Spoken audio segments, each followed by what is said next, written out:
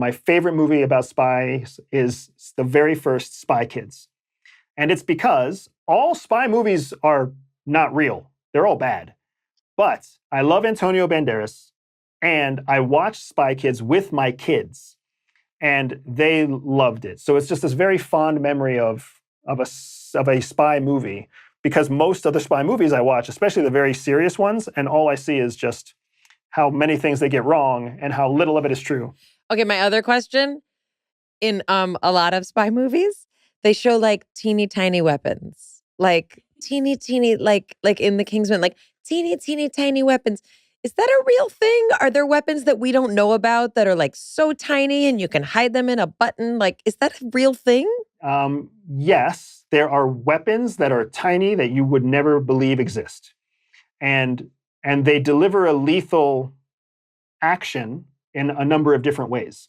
Some of them deliver a lethal dose of poison. Some of them deliver some sort of lethal impulse that throws off your heart and puts you in cardiac arrest.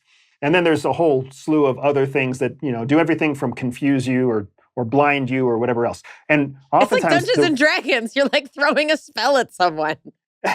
lightning bolt, right? But I will also say that more than weapons, because we're about collecting intelligence. So the really impressive stuff is how small the tools are that we use to collect secrets, how small our thumb drives can be, how small microchips can be, how small cameras can be, how small audio bugs can be, right? Like how we even have ways of creating audio recording devices that have no battery power. Wow. Right? And that's just really cool stuff that is better than the movies, in my opinion. Amazing.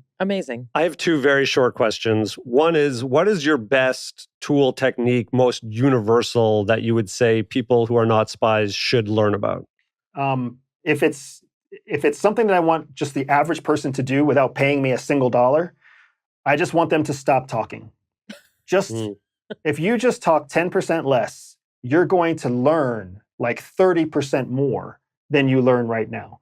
And it's a hard thing to do, but it's very, very simple and very memorable. Just talk less. When the moment comes where you feel like you should talk, pause and just hold it and then say what you have to say. And you're going to be shocked by how much you learn. If it's something that people will learn from me, meaning they will come to Everyday Spy and they will take a course with me. The thing I want them to learn is a course I have called OpThink.